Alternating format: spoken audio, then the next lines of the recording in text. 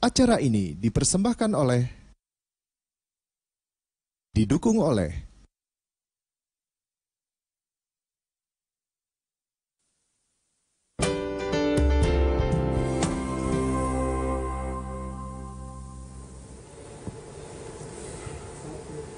Iya, pemirsa, terima kasih Anda masih bersama kami. Nah, ini kesempatan untuk pemirsa di rumah bergabung melalui telepon interaktif. Ya. Betul, di 021-5155-111, nomornya ada di layar kaca Anda.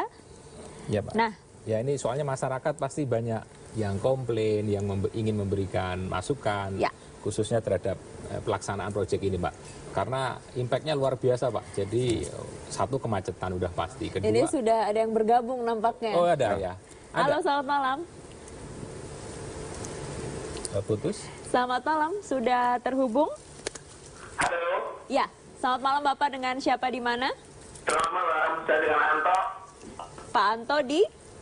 Halo Pak, saya dengan Anto di Bekasi. Pak Anto, silahkan. Iya, saya mau nanya, tadi kan disebutkan akan selesai di bulan Maret 2019. Apakah benar akan benar-benar selesai? Karena dampak lalu lintasnya sekarang ini benar-benar menyiksa gitu. Karena bersamaan juga kan dengan proyek LRT Jakarta Bekasi. Kenapa tidak dikerjakan satu-satu? Apakah ada suatu urgent harus dikerjakan bersamaan gitu? Dan selain itu mungkin kebetulan ada Pak Heri selaku BPJT. Nantinya kalau sudah selesai di 2019, tarifnya akan jauh lebih mahal nggak dibanding yang lama, yang di bawahnya? Baik, kita sudah menangkap pertanyaannya. Terima kasih Pak Anto. Kalau pertanyaan terakhirnya. Oke, masih ada pertanyaan? Sudah terputus. Terima kasih.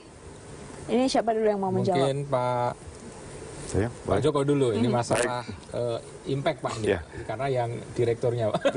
Maret 2019 betul deadline-nya? Iya, jadi memang terima kasih Mas Anto nih, pertanyaannya memang itu banyak Mas Anto yang lain yang ingin menanyakan seperti itu. Bahwa proyek kami itu punya tiga hal yang sangat istimewa. Pertama, Jakarta Cikampek adalah urat nadi lah di Trans Jawa itu ya. Yeah.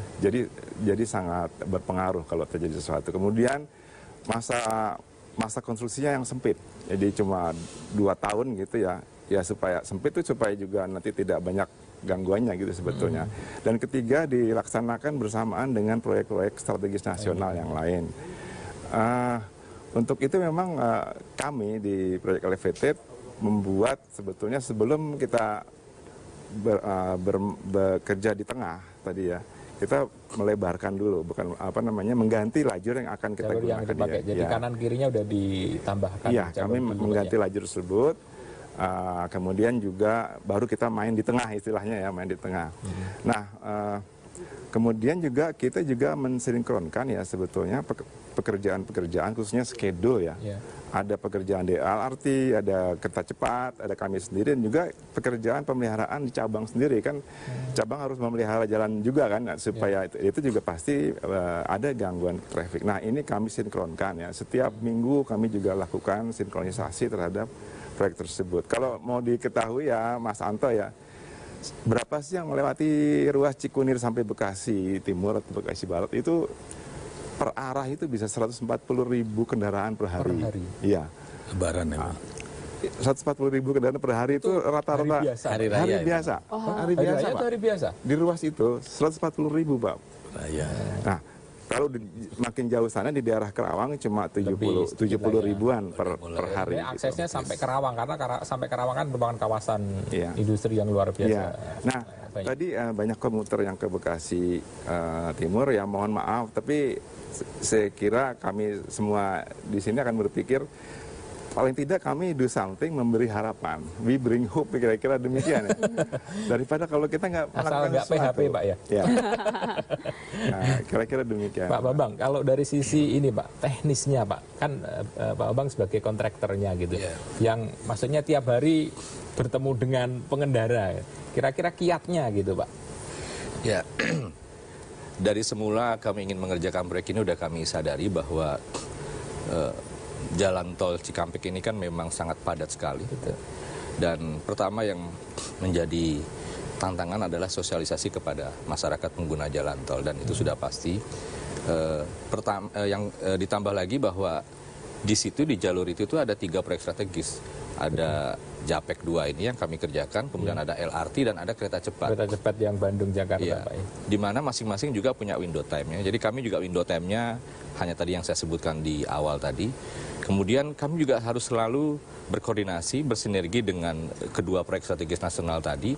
Dan mungkin ini yang mungkin belum diketahui oleh masyarakat, bahwa akhirnya banyak eliminasi waktu yang harus kami tadinya sudah kami siapkan, terpaksa harus tereliminir gitu ya waktunya. Nah ini memang, tapi apapun kita memang ini schedule-nya tight sekali. Belum risiko terhadap pekerjaan juga tinggi karena semuanya di atas. Sejauh ini on time, Pak, ya, maksudnya dengan sejauh ini on time ya. Jadi tadi kendala, sampai dengan hari ini kan sudah 40%, ya.